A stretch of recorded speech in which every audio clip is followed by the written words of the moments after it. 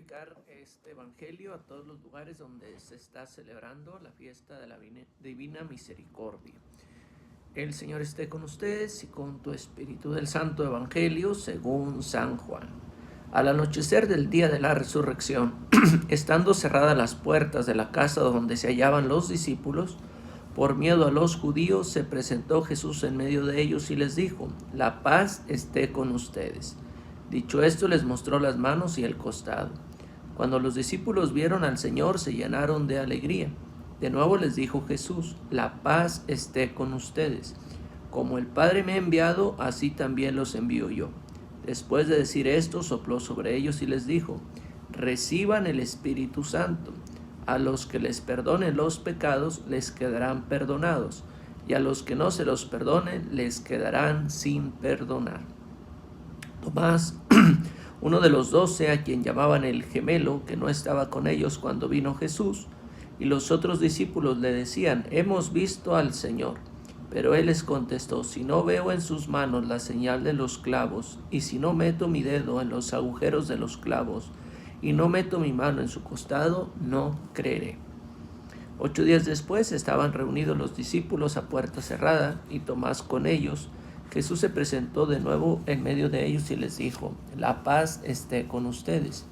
Luego le dijo a Tomás: aquí están mis manos, acerca tu dedo, trae acá tu mano, métela en mi costado, y no sigas dudando, sino cree. Tomás le respondió: Señor mío y Dios mío. Jesús añadió: tú crees porque me has visto. Dichosos los que creen sin haber visto. Otros muchos signos hizo Jesús en presencia de sus discípulos, pero no están escritos en este libro. Se escribieron estos para que ustedes crean que Jesús es el Mesías, el Hijo de Dios, y para que creyendo tengan vida en su nombre. Palabra del Señor. Gloria a ti, Señor Jesús. El Señor se aparece a los discípulos. El evangelista se sirve del relato tradicional sobre la aparición de Jesús a los discípulos en Jerusalén para mostrar que la promesa acerca del retorno de Jesús se está cumpliendo y en la hora de su exaltación, glorificación, en medio de los judíos y con miedo a ellos. El evangelista ha añadido esta frase a la introducción del episodio: la súbita aparición de Jesús en medio de sus discípulos reunidos y el saludo de paz son ambos elementos tradicionales, si aceptamos la versión amplia que incluye el saludo de paz. Les mostró. La demostración de que el resucitado es verdaderamente el crucificado forma también parte de la tradición.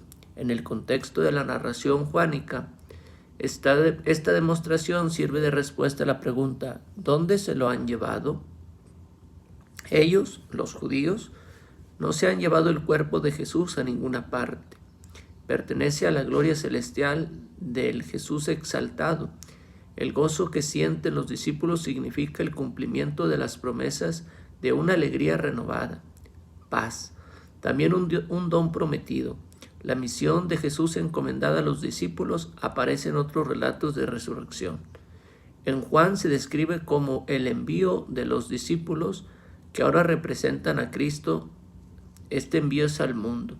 Reciban el Espíritu Santo, a quienes les perdonen los pecados. Esta afirmación parece derivar de la fuente del evangelista, puesto que utiliza una expresión, perdón de los pecados, que no es propia del cuarto evangelio. En Juan, el Espíritu expresa la presencia íntima de Dios y fluye del Cristo exaltado para dar la vida eterna. En cambio, sí relaciona el envío de los discípulos como testimonios y el anuncio del perdón con el Espíritu que les será dado en Pentecostés.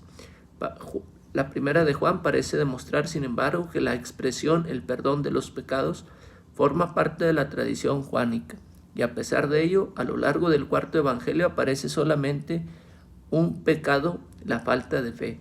La doble fórmula es paralela a la de Mateo: lo que atéis en la tierra, puesto que Juan utiliza el término discípulos sin más especificación. Es de suponer que la misión se encomienda a la comunidad creyente como un todo, y no a los 12 ni a ningún otro grupo en particular.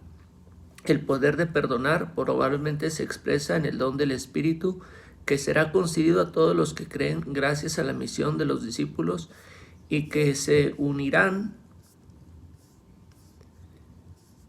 a la comunidad en relación a un cristiano que ha pecado. El Señor se aparece a Tomás. Ante la falta de fe, se extiende en demostrar la identidad física entre Jesús y el crucificado. Juan compone un estadio independiente de la aparición de Jesús a Tomás. En el versículo 25 es una paráfrasis del versículo 19. Los restantes elementos que componen la escena son típicamente juánicos. La exhortación a convertirse en creyente, la confesión de Tomás, Señor mío y Dios mío, la bendición de los futuros creyentes. La confesión de Tomás es la culminación de la cristología del cuarto evangelio, ya que aclama a Jesús crucificado, exaltado como el Señor y Dios. Otras aclamaciones del evangelio: Tomás es reprendido por exigir un signo antes de decidirse a creer. Deberían tener suficiente con la palabra de los creyentes. Dichosos los que la bendición final insiste en que el hecho de que la fe de los cristianos que han creído sin haber visto no se diferencia en nada de la fe de los primeros discípulos. La fe de todos ellos se fundamenta en la presencia del Señor, medida por el Espíritu Santo. Pues que nosotros creamos en la presencia real de Jesús, que está en los sacramentos, que está en medio de tu vida, en medio de mi vida, para llevarnos a la vida eterna. Te mando mi bendición, pidiendo que la Santísima Virgen María te cubra con su manto. Y la bendición de Todopoderoso, Padre, Hijo y Espíritu Santo, desciendan sobre ti y tu familia. Amén, amén, amén.